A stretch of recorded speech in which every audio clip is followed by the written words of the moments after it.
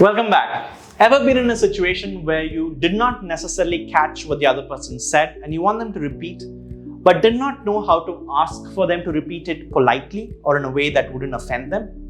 Well, don't be afraid. Today, we're going to talk about just that. Hi, I'm Ajeeth from Capshine. Capshine is a revolutionary Learn It Together English fluency program. With Capshine, learning English is easy, quick, fun, affordable, and effective. And we promise a whole new you in 6 months or less. So one of the ways we can ask for someone to repeat something is by using one of these two questions. Would you mind repeating that?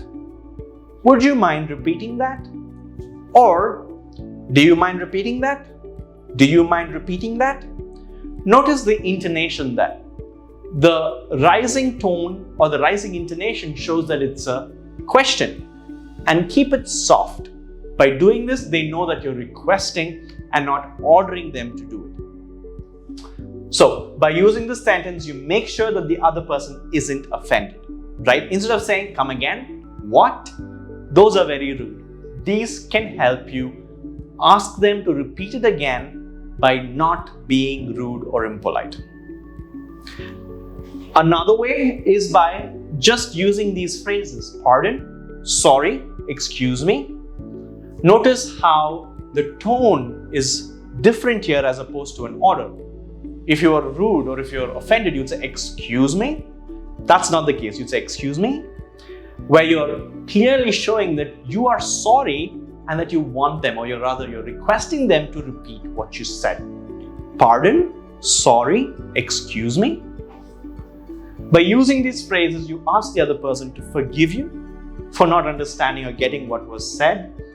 Note the intonation, and of course, it is also understood that the other person will repeat what was spoken earlier. So as soon as they listen to this, when you say this, they would understand through context that you want them to repeat what they said. Another phrase or another set of phrases you could use is, sorry, I didn't catch that, or sorry, I didn't get you. Both of these phrases or these sentences help you convey that one, you're sorry that you didn't understand what you said, and you're requesting them to repeat what they said again. Great ways to ask people to repeat what they said. Before moving ahead with more examples, a quick word about Capshine's learning model.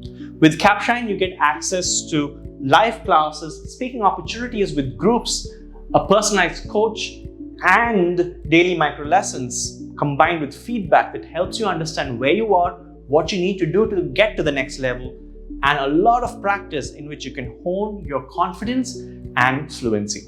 I'll talk more about how you can check this out at the end of the video, so stay tuned. The next set of phrase is, could you please repeat that? Could you please repeat that? Could you please repeat that? Again, notice the intonation. By using please and could you are making it a request and not an order.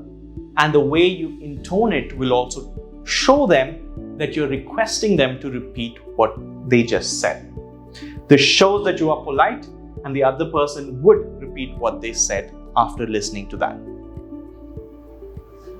Here's another one. I'm sorry, I don't understand. Could you repeat that, please?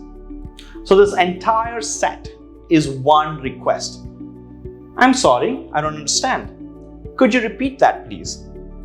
This is more formal, used in a more formal setting, and you would use this with people who are more, who have a better grasp of the English language, slightly more sophisticated in their language.